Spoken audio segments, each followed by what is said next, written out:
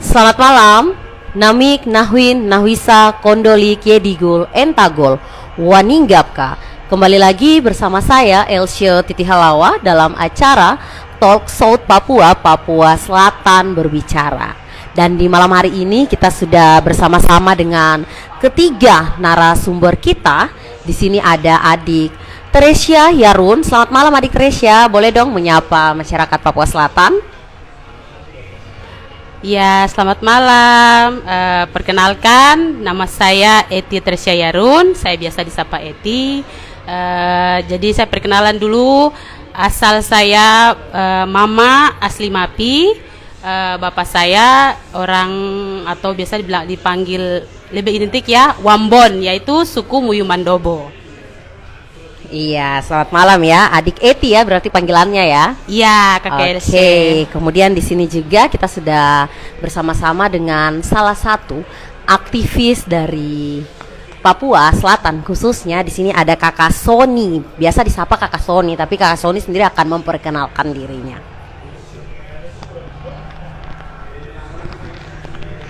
Ya, terima kasih. Selamat malam untuk kita semua. Saya Antonius Don Bosco Ero, asli dari Kabupaten Mapi.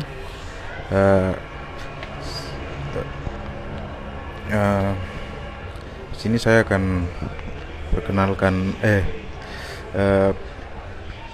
Kakak akan hadir, kemudian akan kita sebentar akan berdiskusi lebih lanjut lagi ya. Oke, jadi siap, panggilannya siap. benar ya kakak ya, Kakak Ya, Sony. Kakak Sony ya. Kakak Sony dari Mapi ya. Dari Mapi. Tepatnya dari kampung mana nih kakak? Dari kampung Ngarare.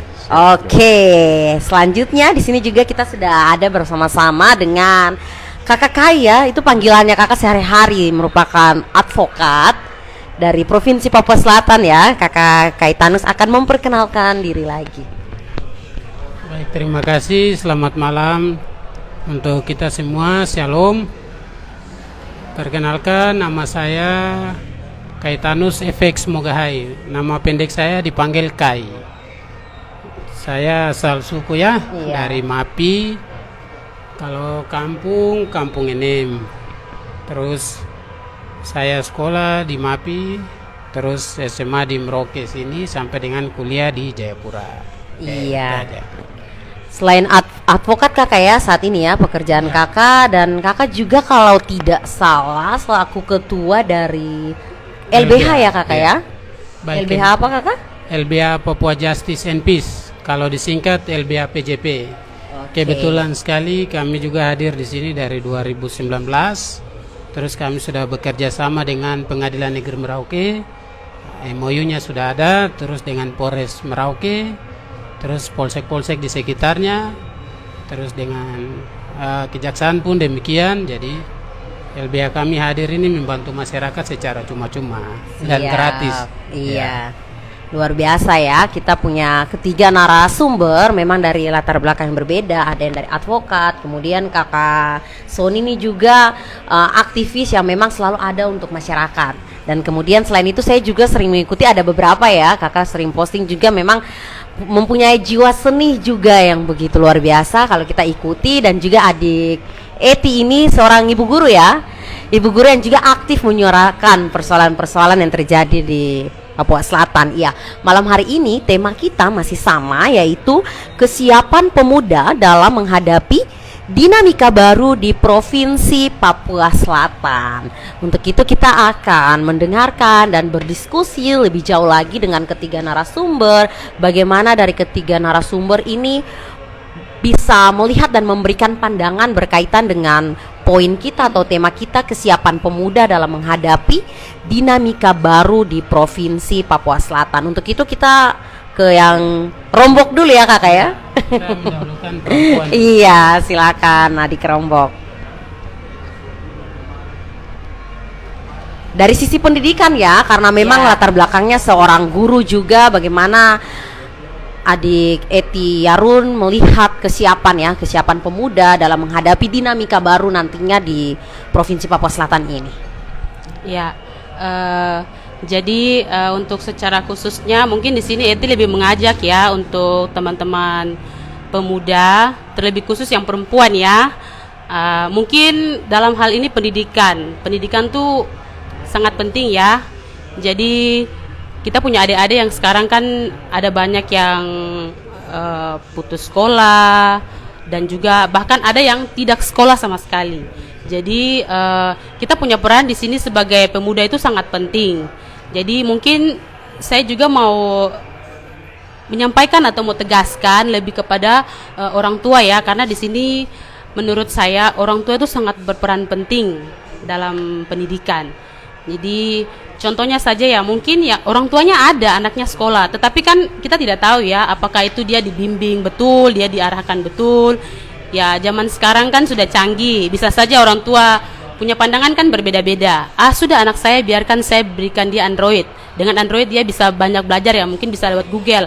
Tapi kan secara tidak langsung kita juga harus mendampingi, kita punya anak, dari sisi mana kita harus arahkan dia sehingga kita punya adik-adik ke depan itu mereka punya istilahnya mereka punya semangat begitu untuk terus untuk sekolah, biar mereka tidak lagi macam putus sekolah, bahkan ada yang tidak sekolah sama sekali. Biar kita bisa sama-sama arahkan mereka ke depan lagi lebih baik begitu. Dan ini menurut dari adik Eti sendiri, peran perempuan juga penting ya, terutama seorang ibu ya. Ya.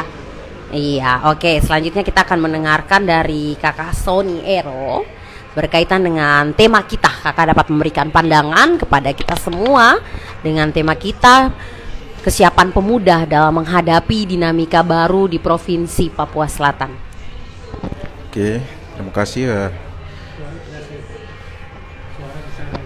Siap, terima kasih.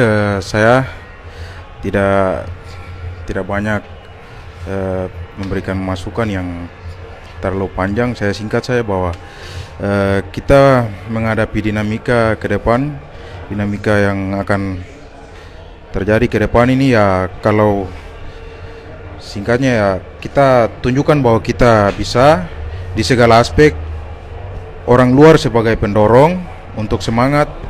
Intinya kita yang asli tetap harus siap dan semangat untuk menghadapi perkembangan pembangunan yang akan terjadi ke depan. Mungkin dari saya itu saja. Terima kasih. Iya, menurut Kakak Sony sendiri bahwa memang harus siap ya, harus siap teman-teman Nusantara lainnya ketika ada di lingkungan kita, mereka akan mendorong, tapi motivasi itu harus kembali kepada diri kita. Nyambung ya dengan yang disampaikan dari adik Eti bahwa memang pendidikan, di lain pendidikan ada potensi lainnya seperti memang kemampuan dalam hal sepak bola, dalam hal melukis dan sebagainya. Kalau memang ada, itu berarti harus kita dorong terus Kakak ya, seperti begitu Kakak ya. Oke, selanjutnya kita akan mendengarkan dari kita punya Kakak advokat, Kakak Kaitanus. Pandangan dari Kakak sebagai seorang advokat ya dalam melihat Papua Selatan ini. Oke, baik, terima kasih atas waktu dan kesempatan yang diberikan kepada saya. Menurut saya pribadi, bahkan untuk kita semua ke depan, ketika kita menerima Papua Selatan dan hadir di tengah-tengah kita berbicara bukan hanya satu atau dua suku atau kabupaten, tapi kita berbicara untuk Papua Selatan seutuhnya.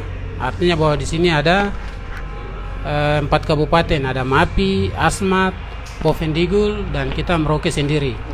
Maka ketika kita menerima Papua Selatan, baik dari orang muda sampai dengan orang tua, bahkan adik-adik kita, peluang semakin besar, sehingga kita banyak belajar dari hal-hal yang sudah ketika sering terjadi ketika kita mau mengurus administrasi atau misalkan kita mau sidang-sidang, kita harus mengurusnya ke provinsi lain. Artinya dalam hal ini kita harus berangkat ke Jayapura, ya kan? Kita harus keluarkan biaya lagi untuk mengurus surat-surat sana. Tetapi ketika Papua Selatan hadir, berarti segala kepengurusan sudah di sini. Ya, lebih dekat ya, lebih dekat, bisa dijangkau.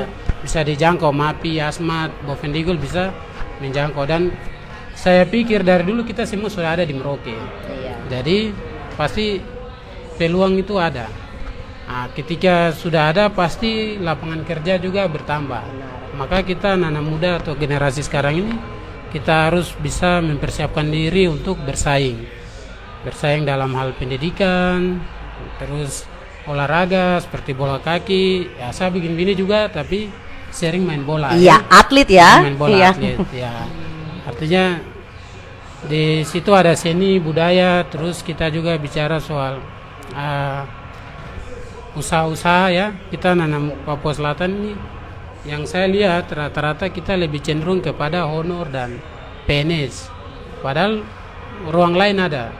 Ya mungkin saya hari ini seorang advokat sendiri ya untuk Papua Selatan. Nah, tapi lebih khususnya dari Kabupaten Mapi ya. Tetapi ada peluang lain juga banyak. Artinya bahwa tidak semua kita harus di satu sisi hanya pemerintahan saja. Kalau bisa kita mengisi, seperti di sini ada di perempuan seorang guru yang tugasnya mengajar, ya toh. Ada saudara saya lagi Pak Sony yang seniman sekaligus aktivis. Terus tidak lupa juga pembawa acara kita malam hari ini ya luar biasa. Artinya bahwa kita harus ambil peluang itu. Jadi dari sekarang saya pikir ketika ada dinamika baru, sesuatu itu dia akan berkembang dengan sendirinya. Jadi kita harus beradaptasi dengan suasana baru atau global. Ya, perubahan, karena ketika kita lengah dengan keadaan kita saat ini, saudara-saudara saya yang di luar sana atau yang hari ini mendengar siaran kita langsung, artinya bahwa kita jangan kalah dalam arti dengan saudara-saudara kita yang pendatang. Tujuan mereka dengan kita sama, artinya membangun kota Merauke, tetapi posisi-posisi strategis ya, kalau kita tidak ambil bagian di dunia di PNS, ada posisi-posisi lain yang kita bisa tempati. Salah satunya mungkin kita advokat atau kita kontraktor. Saya pikir kan sekarang sudah dipermudah dengan penunjukan langsung. Jadi jangan sampai kita terlena dengan suasana kita hari ini. Kita perlu banyak belajar lagi. Saya pikir itu demikian ya. Terima kasih. Iya, baik. Kakai. Kemudian ada pertanyaan lagi untuk Kakai dulu ya, bahwa nanti kita bergilir lagi. Menurut Kakak ini bagaimana kita sebagai pemuda Papua Selatan dapat menyiapkan diri dan mengisi ruang dalam pemekaran ini atau dalam PPS ini, Kakak? Bagaimana kita bisa menyiapkan diri dengan persoalan-persoalan masalah pendidikan, dan juga tadi Kakak sampaikan bahwa di dunia olahraga juga kita harus terlibat. Kemudian yang saya lihat bahwa kita anak-anak Papua ini mohon maaf tapi masih ada juga yang kurang percaya diri, Kakak.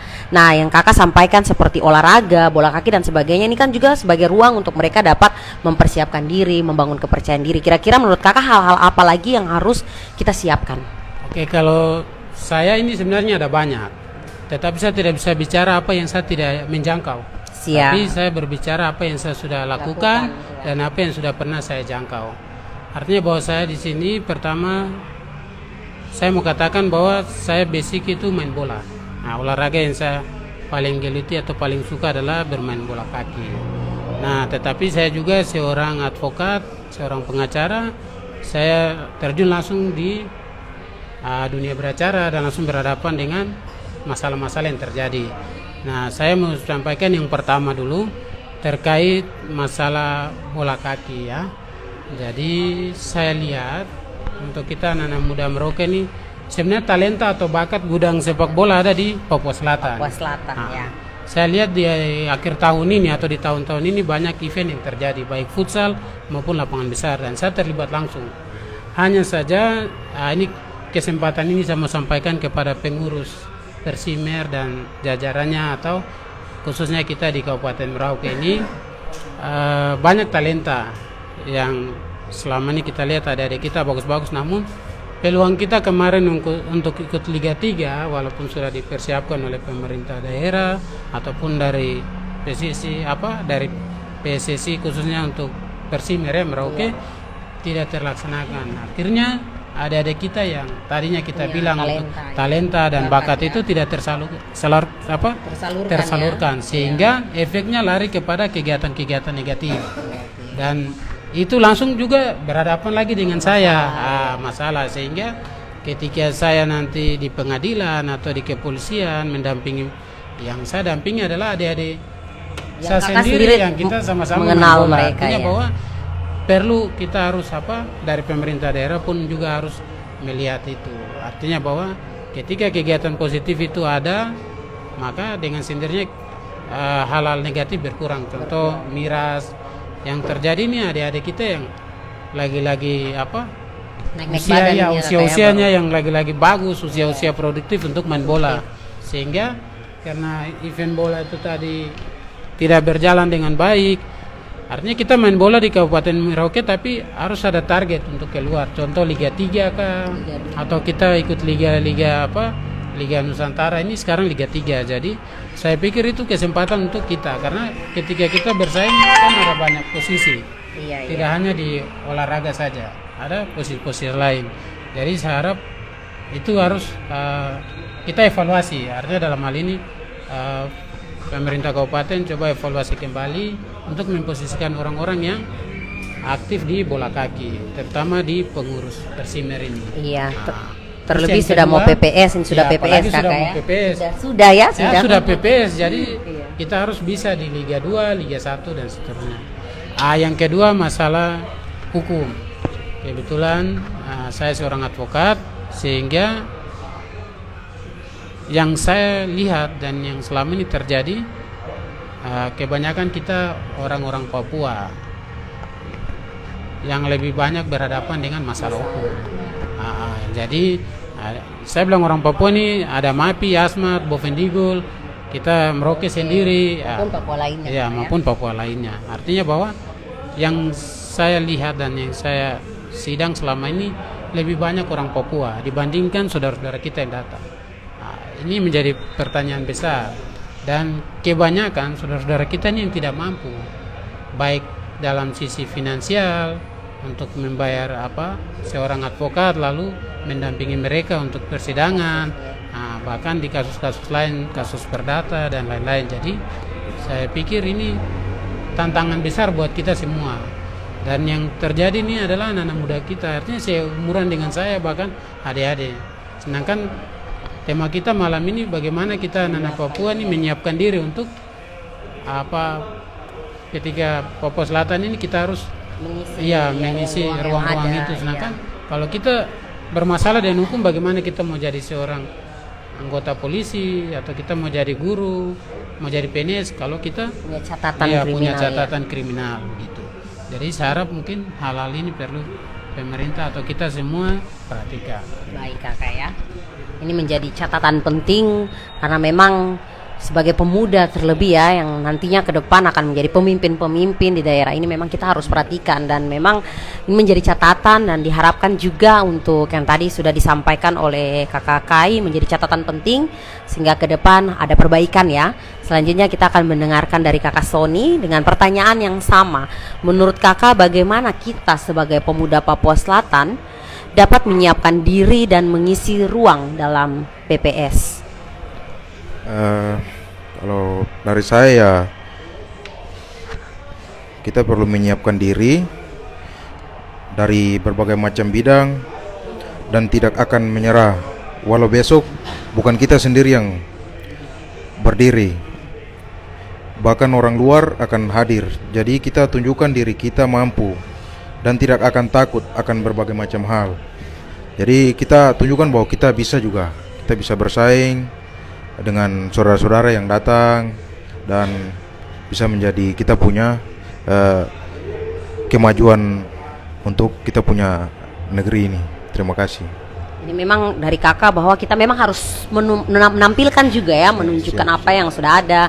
Kalau tadi kakak sudah sampaikan dari sepak bola, memang kakak ini geluti dari dulu ya, dari masih kanak-kanak sampai sekarang pun sudah beracara, tapi tetap ada ketika ada event-event. Nah itu juga dari kakak Sony ya. Kakak punya kemampuan, keahlian harus ditunjukkan kakak, itu perlu ya kakak ya.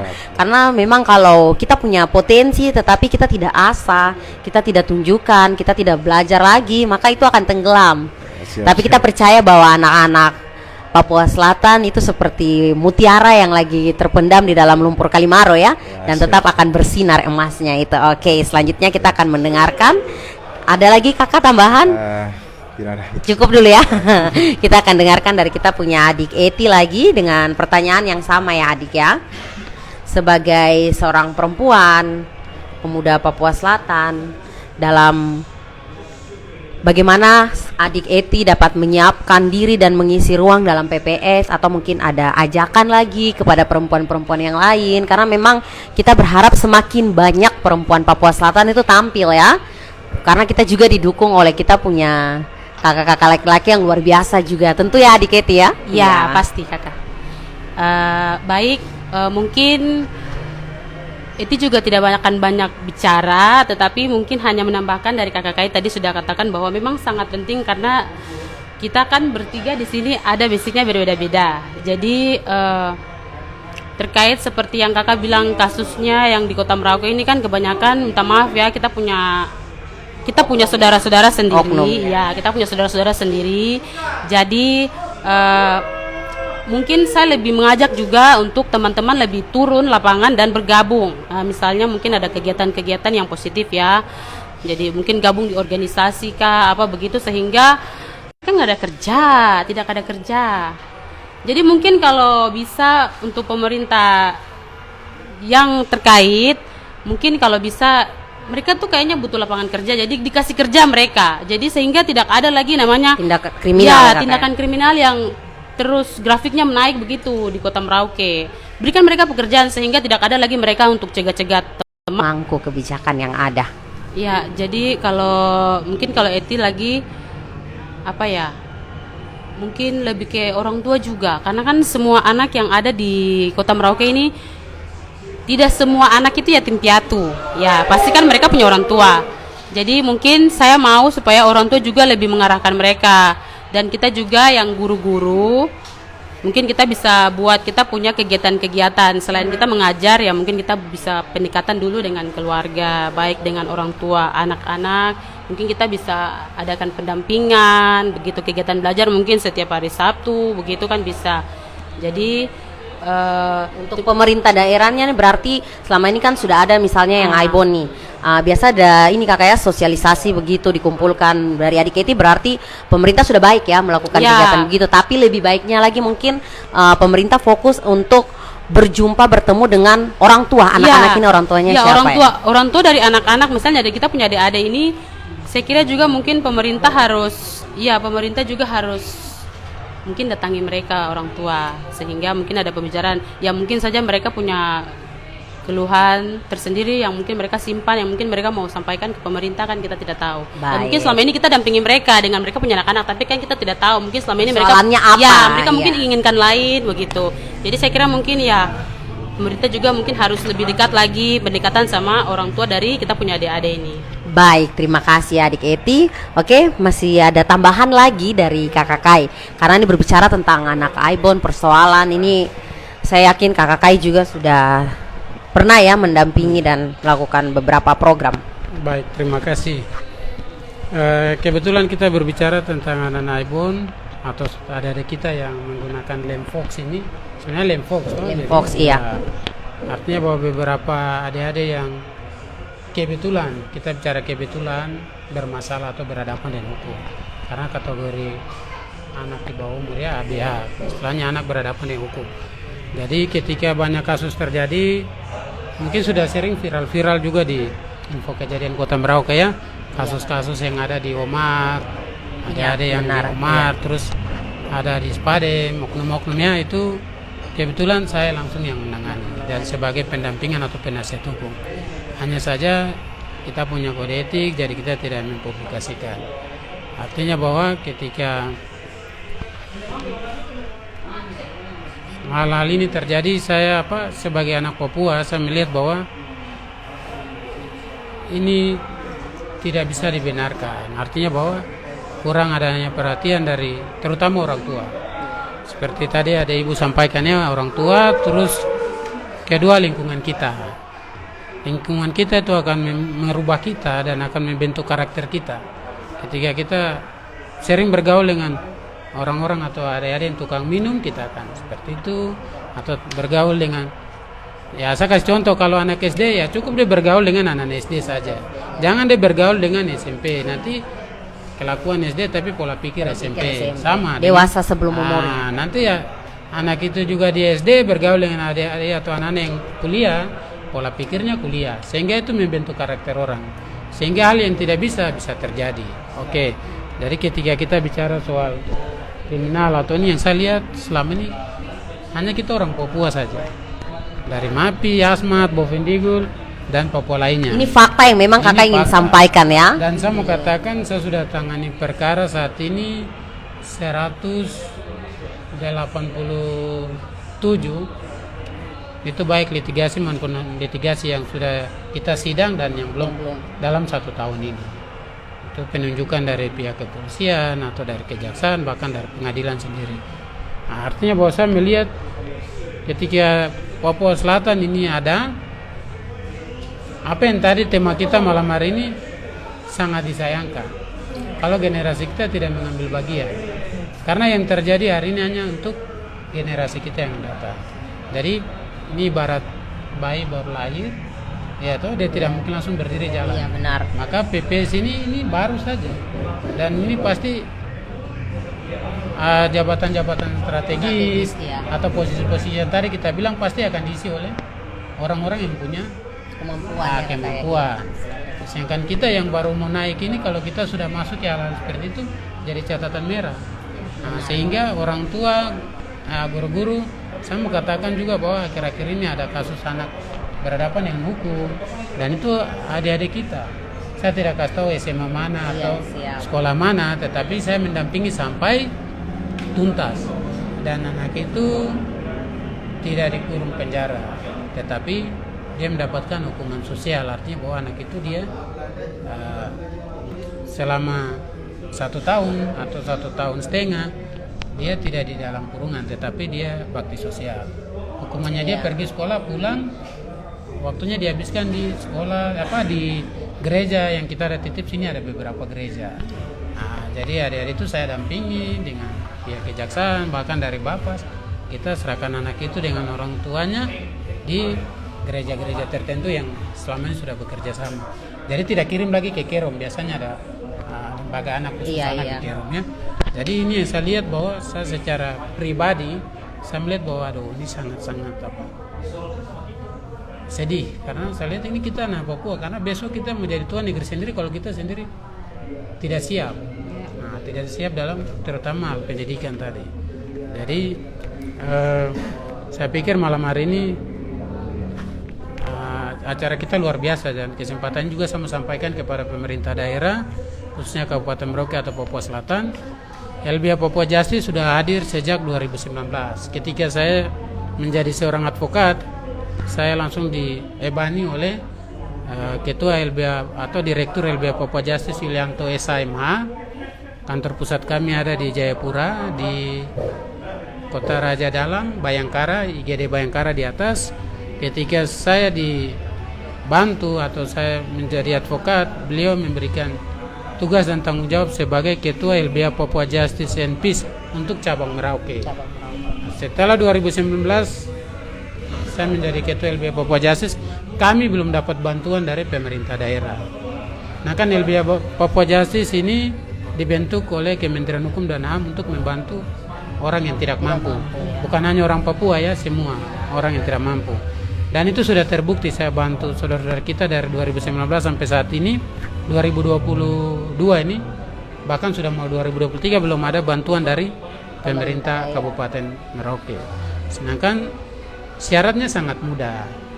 Kita membantu saudara-saudara kita ini, kebetulan saya harus sampaikan untuk LBH Papua Justice mau membantu saudara kita yang berhadapan dengan hukum. Yang pertama, identitas dulu, KTP orang Merauke atau orang mana silakan. Terus yang kedua, surat keterangan tidak mampu. Ini syarat untuk mendapatkan bantuan hukum secara cuma-cuma atau gratis ya kakak. Gratis. Setelah itu baru kami bisa melakukan pendampingan. Dan yang dimaksud dalam hal ini adalah jasa advokat atau biaya lainnya itu gratis. Nah untuk saat ini karena belum ada bantuan dari pemerintah daerah, ya saya sebagai ketua dan juga punya kantor Kaitanus dan Rekan. Ini bukan kantor LBH, Kaitanus dan Rekan itu kantor advokat. Sedangkan LBH Papua Justice ini ada lembaga yang khusus menangani masyarakat yang tidak mampu. Nah di dalam lembaga bantuan hukum ini kita ada 2 orang advokat di sini. Terus kita punya asisten ada 4 orang, dan itu semua anak Papua. 2 diantaranya akan dilantik dalam bulan November ini. Luar biasa, Itu ada Kakak, ya. saudara Ferdinandus Kanakaimu atau biasa sering dipanggil Lino. Terus yang kedua adalah saudara Rifat Mehue. Artinya mereka ini sudah lulus secara profesi, tinggal dilantik menjadi seorang advokat. Dan untuk Papua Selatan nanti kita anak Papua ada 3 orang. 3 orang, 4 ya. tambah 1 lagi, ada adik Petrus Awi. Ya. Jadi mungkin kita ada 4 orang. Khususnya untuk anak Papua, kita tidak bicara yang lain-lain. Kalau yang lain saya pikir sudah banyak di sini, ya. Khusus untuk Papua Selatan. Itu yang mungkin bisa saya tambahkan. Baik Kakak, saya pikir ini adalah informasi yang baik juga karena memang tidak bisa kita pungkiri banyak kasus juga yang memang pelakunya ataupun korban dan sebagainya ini yang berhadapan langsung dengan hukum ini adalah kita punya bersaudara sendiri ya dari Papua Selatan, dan selama ini dari 2019 sudah dibantu oleh Kakak Kai dan juga rekan-rekannya. Semoga dengan acara kita malam hari ini bisa dilihat juga, ada yang ditonton juga oleh kita punya pemangku kebijakan, sehingga itu bisa menjadi catatan yang penting ya. Selanjutnya pertanyaan kedua, Kakak Ero. Dengan hadirnya Provinsi Papua Selatan tentu akan melahirkan dinamika baru, yaitu kita akan kebanjiran saingan ya dari berbagai macam daerah di Indonesia, termasuk dari kalangan masyarakat Merauke sendiri yang sedang kuliah di luar negeri ya. Kita tidak bisa menutup mata dan telinga bahwa dengan PPS ini pasti akan banyak yang datang ya. Nah, kira-kira dari Kakak bagaimana kita selaku pemuda ataupun hal-hal apa yang seharusnya dilakukan oleh pemerintah daerah yang bisa memproteksi hal tersebut? Oke, terima kasih ya. Kalau dari saya ya, yang ini ya kalau berkaitan dengan seni yang selalu berkarya dan memunculkan karakter sebagai pribadi, karena karakter tidak dapat disaingi. Karena sebuah karakter akan menunjukkan identitas diri dan hal itu dapat mewakili diri sebagai anak negeri, begitu. Kira-kira itu yang bisa dapat saya sampaikan. Terima kasih. Dari Kakak Sony, karena memang latar belakangnya seniman juga ya. Memang harus karakter diri itu harus ditunjukkan ya. Siap. Dalam artian memang akan banyak kebanjiran yang datang, tapi memang kita harus menunjukkan kualitas Kakak ya, seperti begitu ya. Untuk berarti untuk adik-adik yang masih kuliah juga fokus kuliahnya ya, dan fokus juga untuk melakukan hal-hal yang positif ya, sehingga memang ketika ada teman-teman saudara-saudara Nusantara lainnya yang datang KTP baru di Merauke, kita sudah bisa tampil dan memang kita punya kemampuan itu ya Kakak ya. Oke, selanjutnya dari adik Eti, silakan pertanyaan yang sama. Ini akan semakin banyak ini adik, semakin banyak saudara-saudara, tapi memang tidak bisa kita batasi juga, ya kan? Nah, kira-kira apa yang harus dilakukan? Iya. Ya, jadi untuk Eti lagi, kita kan sekarang sudah bukan lagi hanya Papua saja ya, tetapi kita sudah provinsi. Sudah provinsi, jadi istilahnya kayak ya mau tidak mau kita harus siap begitu. Iya, kita harus siap. Jadi segala sesuatu itu sudah harus dengan kerja keras. Saya juga mau beri contoh. Sekarang kan banyak, saya punya teman-teman atau saya punya saudara-saudara, ada yang awal-awalnya semangat masuk kuliah, tetapi dengan ada kendala-kendala lain akhirnya mulai putus kuliah di semester 2, semester 3 sudah tidak lagi lanjut. Jadi saya kira ayolah mari, untuk saya punya teman-teman yang satu ras dengan saya, kalau boleh ya jangan malas-malas. Harus bisa lihat bahwa ya kenapa teman saya yang dari jauh-jauh sana bisa, sementara saya tidak bisa. Jadi harus bisa bersaing ya, karena ya itu mau tidak mau kita harus siap. Saya juga tidak mau bahwa saya punya teman-teman yang lain akan istilahnya kalau bahasa kasarnya ya, masa kita mau duduk-duduk saja begitu, sementara teman lain sudah pada di atas, ya kita baru mau naik tangga. Tidak boleh ya. Jadi lebih khususnya untuk teman-teman perempuan, mari kita sama-sama baku dukung, baku support supaya mungkin yang belum selesai kuliah juga teman lain dukung dia biar dia semangat begitu. Karena dukungan dari teman, dari sahabat, keluarga itu sangat penting. Iya, saya juga mengikuti ya dari adik Eti juga, bapaknya dari Muman ya, Muman Ya. Dobo, mama dari Kepi, dari Mama Mapi, dari Mapi, dan Mama Mapi. sekolah di Merauke dari SMA ya, Ya. SMA dan kuliah. Bahkan yang saya ikuti juga adik Eti ini salah satu perempuan yang giat untuk berusaha, karena selain kuliah dia juga jualan online ya. Siap Kak Rambut LC. sambung dan sebagainya. Nah itu menunjukkan bahwa memang perempuan Papua saat ini, adik Eti dan adik-adik, kakak-kakak, teman-teman yang lainnya, mereka sudah menunjukkan bahwa kemampuan mereka dan tidak malu untuk mencari uang dengan cara apapun, yang penting itu halal. Nah itu juga adik Eti coba untuk berikan gambaran dari yang apa yang sudah adik lakukan yang bisa memotivasi saudara-saudara perempuan lainnya di luar sana. Ya, jadi untuk pengalaman, mungkin saya sedikit berbagi saja untuk pengalaman saya. Jadi untuk seperti yang Kakak LC bilang bahwa saya jualan online, ya memang betul saya jualan online, dan itu saya mulai mulai Mengikutinya dari bergabung kapan? ya, mulai bergabung di bisnis online itu semenjak 2017-18 ya di situ. Dan itu memang butuh tantangan ya, karena kan belum kerja ini, belum kerja, Masih kuliah ya, masih kuliah. iya. Jadi namanya online ya, jadi kita mau pesan, kita mau order barang dari luar itu kan kita butuh modal ya. Nah itu sebenarnya satu tantangan yang besar. Di sisi lain saya harus pikir bagaimana caranya, saya punya tugas hari ini, mungkin saya butuh uang receh untuk print dan lain-lain. Di sisi lain juga saya harus bagaimana caranya biar saya tuh ada uang saku begitu. Jadi contoh saja, misalnya ada teman ini mau nyam rambut, saya kasih dengan harganya, ongkos jasanya sekian-sekian. Jadi saya bagi itu di situ, contoh 50. Ya, 25-nya saya kasih masuk tuh di rekening, 25-nya saya pakai untuk uang saku begitu. Seterusnya begitu. Jadi kalau untuk teman-teman yang mau kayak saya, yang mau usaha kecil-kecilan macam jualan online dan lain-lain, kalau bisa rekeningnya juga sendiri, tidak boleh gabung-gabung. Jadi ketika kita mau usaha, kita tidak terpancing begitu. Jadi Ini pemikiran yang maju ya, iya pemikiran yang maju. karena terus terang kalau Eti tuh tangannya tidak bisa kalau pegang uang, kalau ada Jujur ya? Ya ini jujur saja. Jadi kalau macam ada teman yang mau ada acara besok, Kak Eti besok saya ada acara, boleh bantu saya untuk rambut saya dibuat begini-begini? Siap Ade.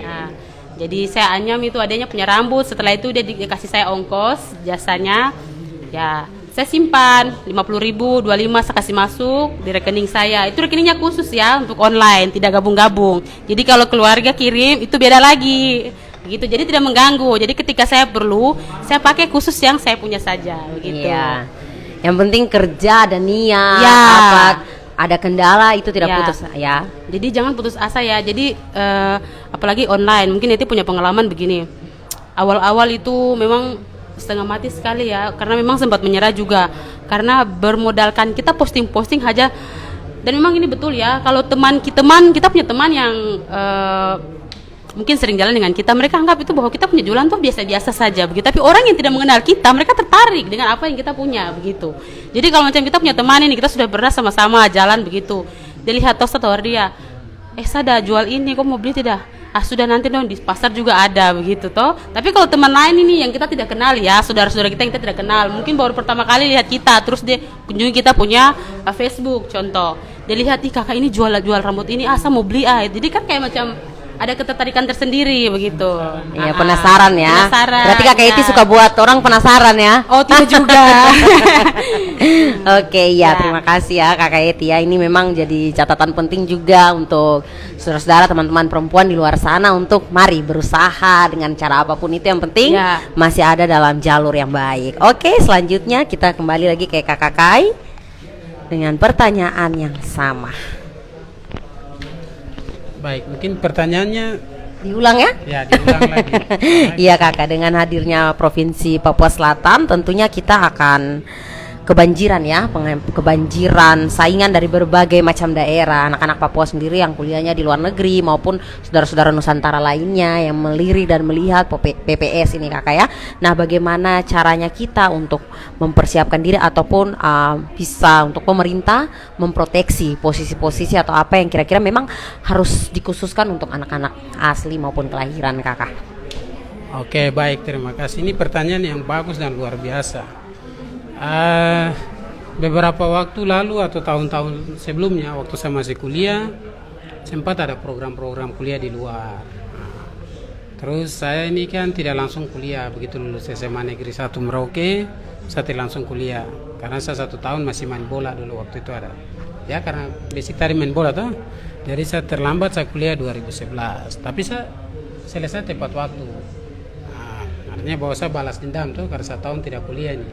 Jadi begitu kuliah langsung selesai. Teman-teman yang kuliah duluan dari saya baru-baru mau lulus saya sudah lulus. Terus langsung saya kerja di Pengadilan Negeri Merauke, honor di situ 5 tahun. 2019 baru jadi advokat. Oke, ketika saya menanggapi pertanyaan tadi itu saya lihat sebenarnya pemerintah pasti sudah punya planning atau program ke depan. Dia tidak mungkin mengeluarkan biaya saja untuk kuliahkan anak-anak Merauke atau anak-anak Papua ini untuk ke luar negeri. Pasti sudah ada posisi-posisi strategis atau posisi-posisi ya pemerintah sudah siapkan. Jadi saya berpikir kalau misalkan saudara-saudara kita yang kuliah di luar negeri ya, ini luar negeri berarti di luar Indonesia. Iya. Nah, berarti dia punya gaya berpikir, pola pikirnya itu lebih maju daripada kita yang ada sini dan persaingan pasti lebih ketat. Dan sebelum dia sampai di Indonesia Timur, apalagi Sabangnya Merauke, pasti Jakarta tangkap, Jayapura tangkap, ya toh, terus provinsi lainnya karena dia akan muncul lebih gemilang, artinya bahwa dia punya performa berbeda, dia pasti dilihat dipandang lebih mampu daripada kita yang ada sini. Tapi sabar dulu ya kan, sabar dulu karena kita juga di sini sudah ada di posisi-posisi itu. Nah, maka kita harus mempersiapkan diri seperti tadi ya, kita sesuai dengan tiap-tiap, artinya bahwa kalau kita sudah ada di guru, kita harus tekuni guru. Kita sudah ada di kesehatan, tekuni kesehatan. Kita yang sering di bola kaki atau yang jadi pengurus bola, tetap situ. Karena kebetulan saya juga mau sampaikan, ini kebetulan. Saya ada komunikasi beberapa hari, mungkin 2 hari atau 1 hari yang lalu dengan staf khusus PSSI Pusat ya, untuk kita bicara di bidang bola kaki. Jadi ada teman kita di sana, dia mau buat lisensi D dan C di Papua Selatan. Kemarin sudah buat di Papua Tengah di Nabire, terus di Biak, terus di Papua Jayapura. Nah, jadi karena kita lihat perkembangan bola di Merauke ini, Papua Selatan dia mulai naik, maka perlu anak-anak Papua yang berlisensi. Untuk usia dini 12 tahun dia harus punya lisensi D. Nah, kalau dia bawah 18 tahun dia harus punya lisensi C. Nah, kalau dia naik lagi di Liga 2 dia harus punya lisensi B. Bahkan kalau di Liga 1 harus lisensi A atau yang profesional. Jadi kalau saudara-saudara kita yang di luar datang, terus posisi-posisi ini kita sudah isi, nah ini kan seperti tadi disampaikan, maka kita juga harus bersaing dengan mereka. Yang datang ini sabar, jangan kita bicara orang lain dulu atau saudara-saudara kita yang Nusantara ya. Kita bicara kita dan kita dulu. Sampai hari ini kita dan kita masih baku rebut posisi yang sudah ada ini. Nah, jadi saya pikir kita dulu di sini sebelum saudara-saudara kita datang dari sana, kita sudah harus lebih siap karena saya pikir saya sering menangani persoalannya. Jadi saya mau katakan juga bahwa sebenarnya musuh kita itu bukan lawan kita. Artinya orang yang akan membenci saya atau marah saya adalah klien saya sendiri. Ketika klien saya ini dia punya keinginan kita tidak terpenuhi harus, maka dia duluan yang marah. Saya membela dia, tetapi lawan sana belum tentu dia akan musuh saya sepanjang hidupnya, bahkan sepanjang hidup saya. Justru bisa saja klien kita ini nanti marah kita karena menurut dia tidak sesuai dengan harapan. Tetapi kadang edukasi yang kurang juga, sehingga baru saja ada beberapa kasus mungkin sudah dengar dan saya pikir sudah keluar juga di info kejadian Merauke terkait kasus pemalangan ya di Muting. Oh iya. Perusahaan ACP. Iya kakak. Kebetulan kasus itu pun datang saya juga tangani. Saya ada di pihak perusahaannya sebenarnya. ada saudara kita advokat RH, dia di masyarakat adat. Artinya bahwa ini perlu edukasi karena saudara-saudara kita yang Papua ini kadang kita hanya mendengar saja, tapi kita tidak melihat, kita selalu menghayal atau menginginkan sesuatu yang tidak mungkin ada. Jadi saya mau sampaikan juga kesempatan malam hari ini, saya mau sampaikan buat saudara-saudara kita di luar bahwa ketika ada persoalan atau ada masalah, kita jangan langsung cepat-cepat ambil keputusan atau kita langsung cepat-cepat emosi. Dengan emosi ya. Nah, sesuatu itu kita hadapi dengan otak dingin. Karena ketika kita ambil keputusan yang salah bukan hanya merugikan kita saja, tapi merugikan orang banyak. Nah, jadi ketika saya lihat PPS hadir hari ini, saya belum lihat yang di luar, tapi kita di dalam sudah kita dan kita sendiri sudah saling merebutkan posisi yang ada. Jadi kalau menurut saya ini saran dan masukan buat saudara-saudara kita yang di luar dan kita juga pun yang hadir malam hari ini, kita berani. Pertama adalah berani buat salah. Ketika kita buat salah maka kita akan tahu kebenarannya. Ketika kita tidak berani berbuat salah maka kita tidak akan pernah tahu kesalahan kita itu di mana atau kebenaran kita itu di mana. Yang kedua, takut akan Tuhan. Ketika kita takut akan Tuhan, segala sesuatu akan dipermudahkan. Begitu dari saya. Iya, baik, terima kasih ya. Ada pertanyaan terakhir. Ini pertanyaan terakhir untuk kakak bertiga. Pertanyaannya seperti begini. Jumlah kabupaten kota di Provinsi Papua Selatan ini kan yang paling sedikit ya. Hanya ada 4 kabupaten ya, berbeda dengan provinsi yang lainnya. Kemudian topografi juga yang begitu luas dan terjal, sehingga tidak mudah untuk membangun DOB Papua Selatan. Nah, melihat kondisi ini kita akan bersaing dengan daerah lain yang ada di Indonesia, kakak ya, yang notabene-nya memiliki kabupaten kota yang lebih banyak, kemudian dengan topografinya yang tidak sesulit dengan kita di Provinsi Papua Selatan ini. Nah, melihat hal seperti begini, menurut kakak bertiga, strategi apa yang kita bisa lakukan atau pendekatan yang seperti apa yang bisa membangun Provinsi Papua Selatan? Karena kita tahu topografi kita ini kan begitu luas dan belum lagi di daerah dijangkau, pedalaman, daerah berawa, ini semua berbeda dengan teman-teman yang misalnya di Jawa. Nah, seperti begitu. Kira-kira strategi apa yang atau pendekatan apa yang bisa kita lakukan untuk membangun daerah kita? Ibu Guru, silakan.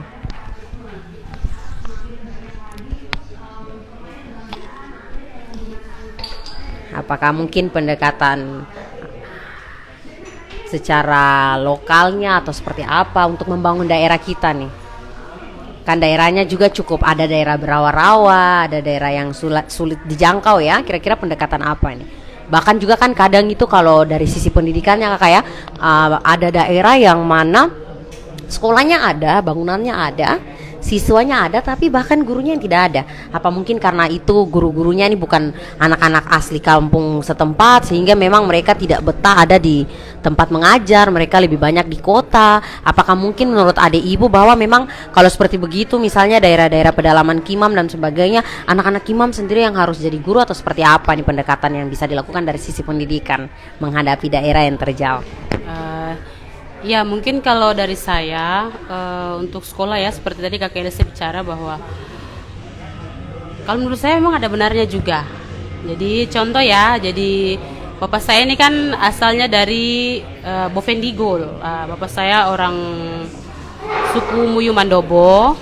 Jadi contoh ketika besok saya sudah mampu, sudah bisa berdiri sendiri, saya pulang dan bangun tempat atau kampung saya sendiri, saya kira harus dari sana, memang aslinya dari sana. Contoh, bapak saya kan dari Getentiri, jadi mungkin anak-anak dari Getentiri juga ketika besok mereka sudah jadi guru, mereka harus pulang bangun mereka punya kampung, begitu. Tapi itu juga bertolak belakang bahwa saya juga punya pengalaman waktu saya pergi KKN 2019 itu di Muting kecamatan.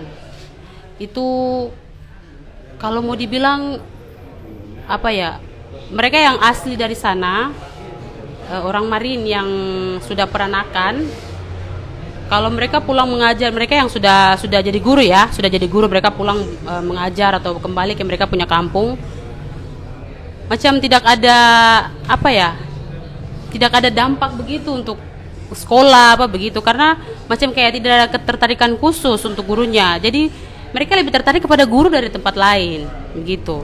Jadi ini pengamatan tidak ya, secara keseluruhan ya, tapi oknum ya. Ya oknum. Ini tidak secara ini tidak, tapi menurut pengalaman yang waktu itu Eti KKN ya di kajian-kajian khusus ini ya. Karena waktu itu memang Eti mengajar di sekolah.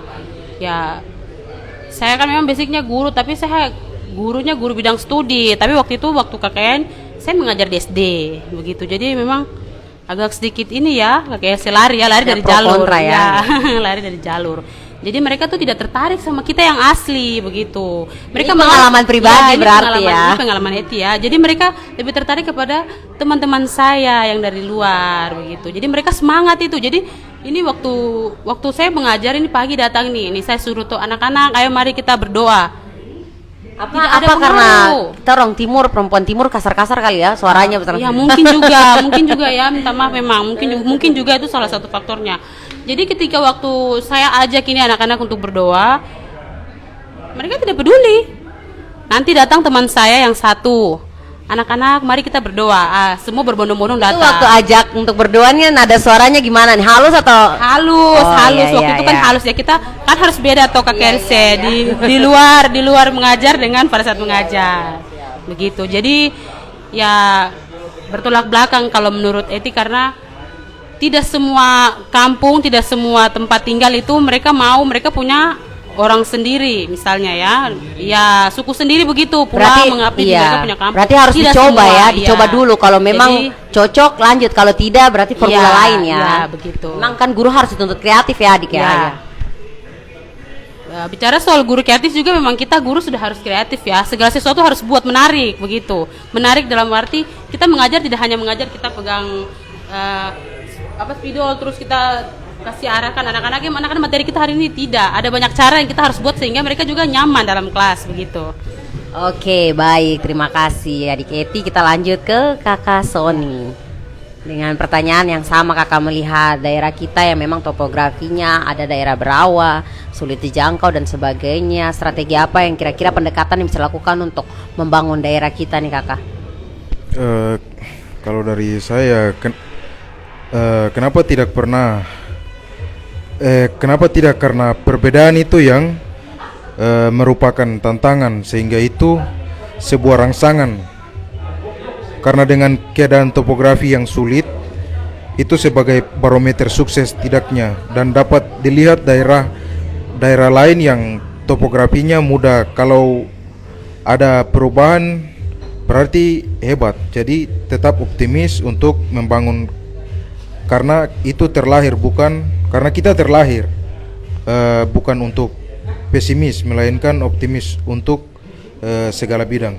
Terima kasih. Siap, baik Kakak. Saya melihat aura-aura positifnya ya dari Kakak Sony, bahwasanya sekalipun medan daerah kita ini sulit dijangkau, bahkan untuk anak-anak pergi sekolah saja masih banyak persoalan dan sebagainya, tetapi itu jangan kita melihat sebagai kelemahan ya, tetapi analisis SWOT ya Kakak ya.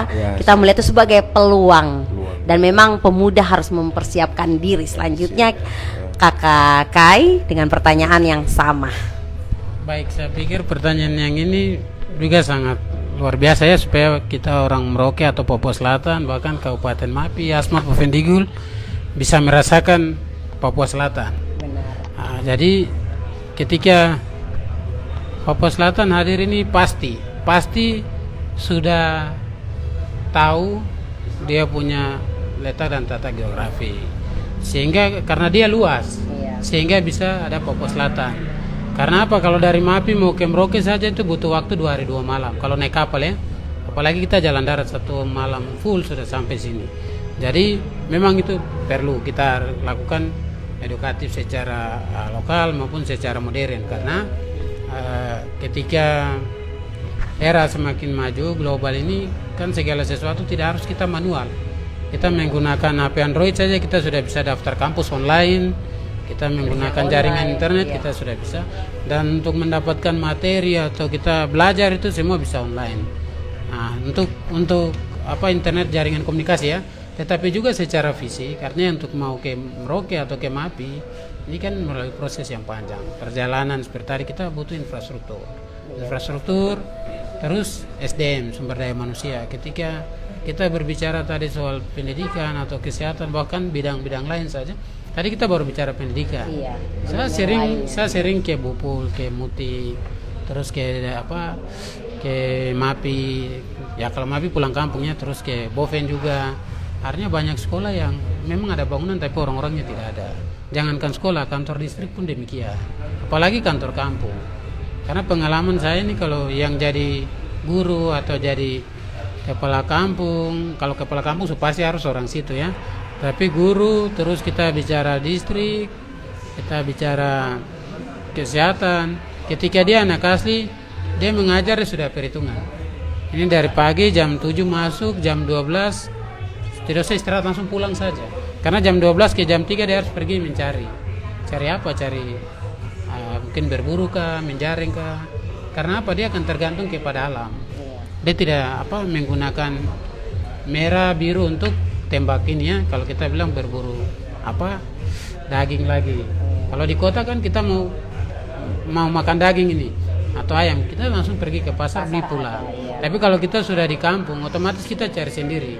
Ya syukurlah kalau kampung itu warganya ya, dia punya kesadaran sendiri bawa ikan, bawa sagu kah, langsung ke guru ya. Kalau sagu, beras ini makanan pokok pasti ada saja, tapi lauk pauk ini, nah itu saya dulu di kampung juga. Saya ini kan dulu tinggal di kampung, sekolah juga di kampung. Jadi kita sering, kalau saya tidak masuk 1 hari berarti saya harus patah kayu bakar itu di karet-karet ya, baru saya bawa ke guru. Nah, itu hukuman. Jadi dulu itu jarang dapat pukul, dikasih hukuman itu. Atau tidak tahu pergi cari ikan, datang kita bawa ikan 1 tusuk kasih ke guru. Artinya bahwa itu hukuman. Tapi sebenarnya itu juga kesadaran diri sendiri. Tapi yang terjadi di kota ini tidak seperti itu. Artinya anak tetap masuk, tapi ya sudah kembali ke anak itu dia masuk atau tidak. Tetapi kalau kita kembali kepada jarak ya antara MAPI, Asmat dan Bovendigul, saya pikir sudah ada jalan trans. Cuma jalan ini perlu diperbaiki ya supaya mempermudah akses. Benar sekali. Terus kalau kita bilang kita juga harus perlu ada TV-TV lokal untuk saya pikir sudah ada, tapi sekiranya lebih ini lagi ya supaya program-program pemerintah bisa lewat RRI, bisa lewat seperti hari ini kita di podcast ya. Terus kita lewat media, artinya semua sudah ini hanya untuk menjangkau daerah satu ke daerah lain dalam Papua Selatan ini kan luas, butuh waktu, proses yang butuh waktu. Sehingga tadi kita sudah bahas di awal ya, ketika saya dari MAPI mau pergi berurusan di provinsi Papua ya, Jayapura saya harus bermalam dulu di Merauke. Nah, karena saya aksesnya dari MAPI ke Merauke dulu. Saya di Merauke mungkin 1-2 hari, baru dari situ lagi saya ke Jayapura untuk urus izin apakah, terus kembali lagi ya. Sekarang ketika sudah Papua Selatan itu sudah mempermudah. Tetapi kita juga butuh sarana prasarana ya, seperti tadi infrastruktur jalan kita perbaiki. Saya pikir itu sudah dilakukan oleh pemerintah. Karena ini sudah provinsi, maka jalan jangan kecil-kecil lagi, kalau bisa jalan besar gitu. Itu aja. Oke, begitu saja mungkin. Baik ya, terima kasih ya Kakak Kai, Adik Eti, dan juga Kakak Sony ya. Kita masih ingin berdiskusi lebih lama lagi, tetapi memang kita dibatasi oleh ruang dan waktu. Dan kita berharap juga ini bukan pertemuan terakhir, tapi ke depan kakak-kakak jangan bosan kalau dari Talk South Papua Selatan berbicara, dari IKKM mengundang kakak dong kalau bisa hadir lagi ya. Karena memang buah-buah pikir yang sangat luar biasa berlian ini kita sangat harapkan sehingga live kita malam ini yang ditonton oleh teman-teman di 4 kabupaten bisa langsung tersampaikan. Jadi kalau tadi ada adik-adik yang masih duduk dengan botol ya, masih miras atau apa begitu mendengarkan apa yang disampaikan kakak-kakak, mereka juga bisa tergerak karena di sini kita luar biasa, sudah ada kakak Kai yang merupakan seorang advokat yang sebagai ketua juga ya di LBH. Kemudian ada kakak Sony juga yang mana dengan hasil-hasil karyanya, buah-buah pikir yang selalu ada dengan masyarakat dan juga dengan kesenian yang saat ini kakak geluti. Kemudian ada adik Eti juga yang merupakan seorang guru, tetapi dari masa kuliahnya dia merupakan seorang perempuan yang mandiri dengan berjualan online, berusaha semua bagaimana ia dapat menghidupkan dirinya ya. Ini merupakan contoh-contoh yang luar biasa anak-anak asli Papua Selatan yang sudah menunjukkan kemampuan, dan ini sudah terbukti bahwa SDM kita nih mampu ya kakak ya. Hanya untuk adik-adik berikutnya lagi memang kita memerlukan ruang, wadah, semakin banyak kegiatan-kegiatan positif, ruang-ruang yang diberikan oleh pemerintah daerah sehingga bisa merangkul kita punya saudara-saudara lainnya. Sebelum kita mengakhiri acara kita malam hari ini, kita akan mendengarkan closing statement dari ketiga narasumber. Yang pertama kakak Kai. Oke, terima kasih ya buat saya. Yang pertama, saya harus kasih tahu alamat kantor saya dulu. Siap, benar supaya kakak. pencari keadilan ini bisa datang ke kantor saya untuk mendapatkan bantuan hukum. Iya, sebelum itu kakak saya ingin bertanya sedikit lagi kakak. Untuk pencari keadilan untuk LBH ini semua kasus kakak ya? Semua kasus. Semua kasus yang iya. Tanpa terkecuali. Yang penting kasus ya. Iya, siap. Konsultasi juga gratis. Iya, nomor HP-nya juga kakak kalau Nomor HP bisa. ada juga. Iya. Alamat Facebook, Instagram. Saya Iya. memang sering main media, cuma setiap kali kegiatan saya jarang saya posting. Siap. Kalau tapi- saya turun di lapangan orang sudah tahu. Baik kakak, sehingga memang kalau malam ini mungkin di Boven ada, di Mapi ada, oh sudah tahu alamat Facebooknya, Ada, bisa ada. langsung inbox Kalau kakak di Kai. MAPI ada pos bantuan hukum, masih Siap. pos. Mapi pos ya kakak, oke. Pos bantuan hukum. Siap. Jadi saya ini dulu ya. Siap, silakan, alamat kantor kakak. saya. Jadi LBH Papua Justice hadir di Papua Selatan atau Merauke sejak 2019. Alamat kantor kita untuk saat ini kita masih menggunakan alamat Pengadilan Negeri Merauke untuk pos bakum, pos pelayanan bantuan hukum. Disingkat pos bakum Pengadilan Negeri Merauke, itu alamat LBH Papua Justice. Jadi ketika orang siapa saja yang membutuhkan bantuan hukum atau mengkonsultasi hukum bisa langsung ke Pengadilan Negeri Merauke, Jalan Brawijaya depan SMP Negeri 2 di pos bakum Pengadilan Negeri Merauke. Bisa melalui website atau Pengadilan Negeri Merauke juga. Terus kalau sekretariatnya ada di Jalan Yobar 1 depan Gereja Oto samping Toko Mulinda, Jalan Yobar 1. Itu kantor. Di situ ada dua kantor. Yang pertama sekretariat LBH Papua Justice and Peace. Terus yang kedua Kaitanus dan Rekan, itu kantor advokat. Artinya itu khusus untuk orang-orang yang mampu secara finansial. Dia harus membayar jasa advokat. Tetapi kalau LBH Papua Justice tidak membayar jasa advokat. Kami menangani semua kasus, baik peradilan militer, pengadilan tata usaha negara, peradilan perdata, pengadilan agama, ya untuk kasus-kasus cerai, kasus-kasus, semua kasus kita tangani. Nah, konsultasi hukum pun juga gratis. Terus kita juga punya brosur. Jadi mulai per Januari tahun 2023 kita sudah punya program sosialisasi bantuan hukum di sekolah-sekolah, pertama di kelurahan-kelurahan, terus di lapas, di kebetulan di SMA Negeri 1, SMA Negeri 1, SMA 3 kita sudah ada punya ini untuk kerjasama dalam memberikan sosialisasi bantuan hukum terhadap anak di bawah umur, KDRT dan lain-lain. Itu yang saya perlu jelaskan. Dan kita juga punya brosur. Kantor kita terbuka 1x24 jam. Siap. Untuk nomor, saya tidak bawa KTA, tapi untuk nomor kantor Alamat LBH, Facebook, ya, iya, alamat nomornya. Facebook tetap LBH Papua Justice and Peace. LBH Papua Justice and Peace. Baik. Terus nomor HP ini ada juga di situ. Siap, sudah ada ya, kalau Ya, buka sudah di ada, situ tinggal sudah buka ada. aja. Iya, baik kakak. Terus tadi ya untuk pesan dan kesannya. Iya, pesan-pesan untuk kita punya adik-adik. Oke, untuk saudara-saudara kita di luar yang malam hari ini sedang nonton siaran langsung, saya mau katakan yang pertama, kita takut akan Tuhan, itu yang pertama. Segala sesuatu yang kita buat pasti akan dipertanggungjawabkan di kemudian hari.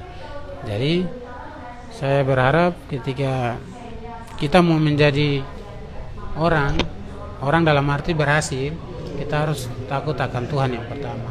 Yang kedua, kita berani berbuat salah dulu. Jangan langsung buat benar, salah dulu, baru dari situ kita belajar untuk membuat hal yang benar. Terus kebaikan kita itu bisa ada di mana-mana. Itu saja dari saya. Iya, terima kasih Kakak Kai. Selanjutnya Kakak Sony, pesan dan pesan-pesan untuk teman-teman yang menyaksikan live kita malam ini. Kakak. Terima kasih atas acara malam ini, podcast Papua Selatan. Bagi saya ini menjadi jembatan untuk menuju Papua Selatan yang baru. Hari ini bagi saya sangat penting sekali dalam diskusi tentang menghadapi dinamika baru ini di Provinsi Papua Selatan. Saya selaku dan pelaku pemuda peduli terhadap negeri ini, mewakili suara dari kota sejuta rawa, akan siap selalu dan menjadi tombak dan salawaku Papua Selatan. Terima kasih, Tuhan memberkati kita semua. Terima kasih Kakak. Iya, silakan Rombok Eti. Makasih Kak Else. Ya, untuk teman-teman semua yang mungkin malam ini ada nonton talk show Papua Selatan Berbicara. Saya mau menyampaikan lagi bahwa mari sama-sama baku dukung, baku support supaya harus tetap semangat. Ya, mau tidak mau harus siap. Kita bukan lagi satu orang, tetapi kita sudah banyak ya, dan kita punya tempat juga sudah sangat-sangat luas. Saya minta juga untuk semua perempuan-perempuan yang ada di luar sana, teman-teman saya, untuk mari bergandengan tangan dan tetap semangat. Ya, terima kasih untuk Rombok Eti, Kakak Sony dan juga Kakak Kai yang sudah bersedia hadir dan memberikan motivasi maupun berbagi kisah inspiratif dari kakak-kakak masing-masing. Dan ini yang tadi saya sampaikan bukan akhir, kita berharap komunikasi kita tidak putus tetapi akan terus berlanjut dengan hal-hal positif lainnya ke depan ya. Kita memang harus saling bergandeng tangan untuk mengisi Provinsi Papua Selatan.